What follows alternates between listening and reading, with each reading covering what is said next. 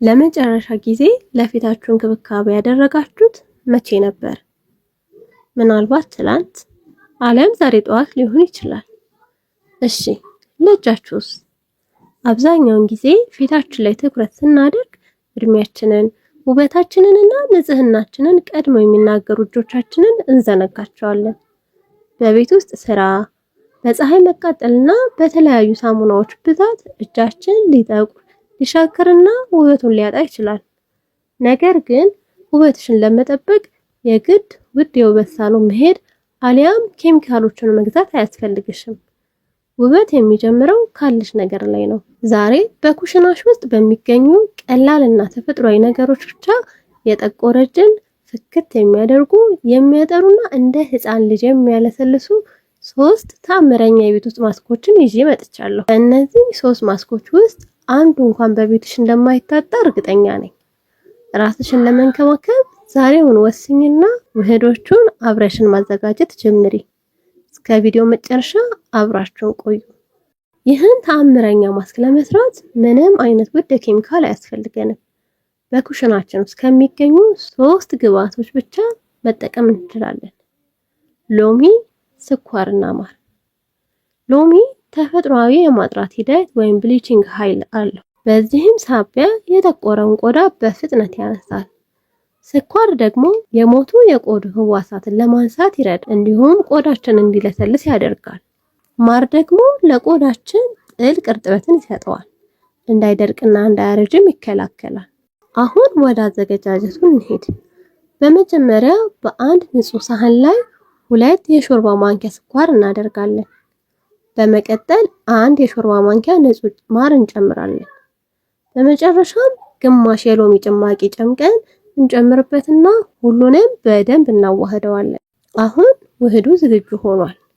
ይህን ማስክ እጃችን ላይ በመቀባት በክብ ቅርጽ ለ5 ደቂቃ ያህል በቀስታ እናሸዋለን። በተለይ የጣቶቻችን መገጣጠሚያዎች የጠቆሩበት ቦታ ላይ ትኩረት እናደርጋለን። ስኳሩ የሞተውን ቆዳ ሲያነሳው፣ ሎሚው ደግሞ ቀለሙን ያቀላልናል። እጃችንን በደንብ ካሸነው በኋላ ለ15 ደቂቃ እጃችን ላይ ማስኮን እንተወዋለን።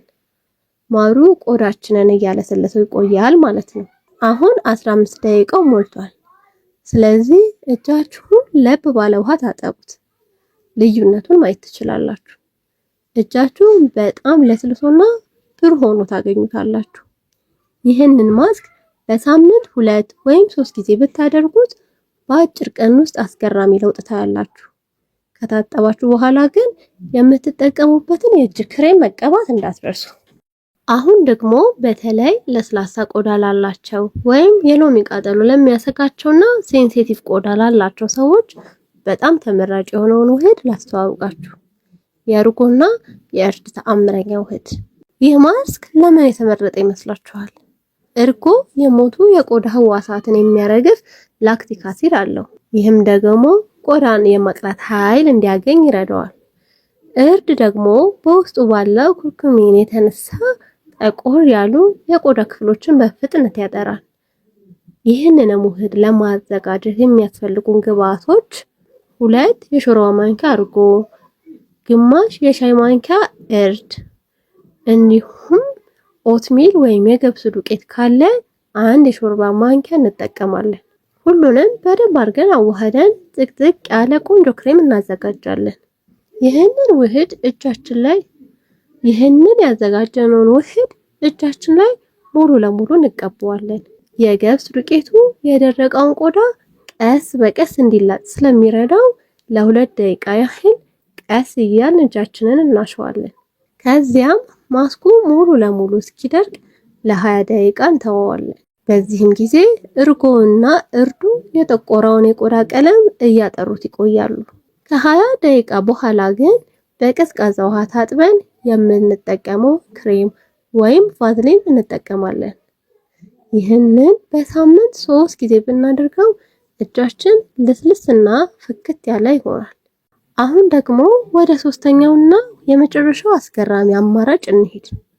ይህ ማስክ እጃችሁ ላይ ያለውን የሞተ ቆዳ ፍቅፍቅ አድርጎ በማንሳት ወዲያውኑ የልስላሴና የብሩህነት ስሜት የሚሰጥ ተመራጩ የቡና ማስክ ነው። ይህ እጅግ በጣም ተወዳጅና ቆዳን ግሎ የሚያደርግ ማስክ ለምን ይመረጣል?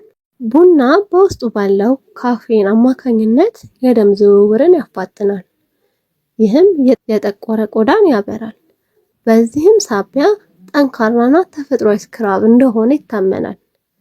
የኮኮናት ዘይት ደግሞ ቆዳን በጥልቀት ያጥባል፣ መጨማደድንም ይከላከላል፣ እንዲሁም ልዩ የሆነ ልስላሴን ይሰጣል። ይህንንም ማስክ ለማዘጋጀት የሚያስፈልጉን ግብአቶች 1 የሾርባ ማንኪያ የቡና ዱቄት፣ 1 የሾርባ ማንኪያ የኮኮናት ዘይት እንዲሁም 1 የሻይ ማንኪያ ማር አድርገን በደንብ እናዋህደዋለን።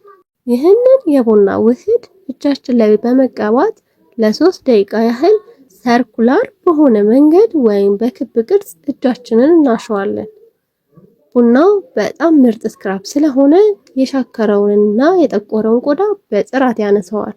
በደንብ ካሸነው በኋላ ለ10 ደቂቃ ብቻ እጃችን ላይ እንተወዋለን። ከዚያም ለብ ባለ ውሃ ታጥበን ስንወጣ እጃችን ልክ እንደ ሐር ወይም እንደ ሲልክ ሲለሰልስና ሲያበራ እናገኘዋለን። ይህንንም በሳምንት 2 ጊዜ መጠቀም ትችላላችሁ። በነገራችን ላይ እነዚህ ማስኮች ለእጅ ብቻ ሳይሆን ለሌሎችም ለጠቆሩ የሰውነት ክፍሎች ማለትም ለአንገት፣ ለእግር፣ ለክርንና ለጉልበት በጣም ተስማሚና ከፍተኛ ለውጥ የሚያመጡ ናቸው። ክርንና ጉልበት ላይ ያለው ቆዳ በጣም ወፍራምና ደረቅ ስለሚሆን በቀላሉ የመጥቆር ባህሪ ያለው። ለዚህም ፍቱን መድኃኒት የሚሆነውና የሚመረጠው ማስክ የሎሚ የስኳርና የማር ማስክ ሲሆን በሌላ በኩል ደግሞ የቡናና የኮኮናት ዘይት ማስክም ተቀያሪ አማራጭ ይሆነዋል። ምክንያቱም ስኳርና ቡና ወፍራሙንና የደረቀውን ቆዳ ወይም ዴድ ስኪን የምንለውን ፓርት ፍቅፍቅ አድርገው ለማንሳት ይረዳሉ። ሎሚው ደግሞ ጠንካራውን ጥቁረት በፍጥነት ያቀለዋል። ወደ አንገታችን ስንሄድ ደግሞ የአንገት ቆዳችን ልክ እንደ ፊታችን በጣም ስስና ስሜታዊ ወይም ሴንሲቲቭ ነው። ለዚህም የሚመረጠው ማስክ የእርጎና የእርድ ማስክ ነው።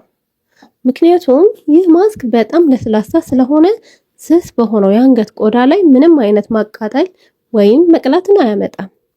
አንገት ላይ ሎሚ መጠቀም ከተፈለገ ጥቂት ጠብታ ብቻ ማድረግ ወይም ፈጽሞ አለመጠቀም ይመረጣል። ለእግራችን በተለይም ደግሞ የቁርጭምጭሚት አካባቢና የእግር ጣቶች መገጣጠሚያዎች በጫማ ግጭት ወይም ደግሞ በፀሐይ ሊጠቁሩ ይችላሉ። ለዚህም ፍቱን የሆኑ ተመራጭ ማስክ የትኛው ነው ስንል ከላይ የተመለከትናቸው 3ቱም ማስኮች ለእግር በጣም ድንቅ ናቸው። በተለይ ግን የቡናና የኮኮናት ዘይት ማስኩ እግርን እያጠራ ልዩ ልስላሴ ይሰጣል።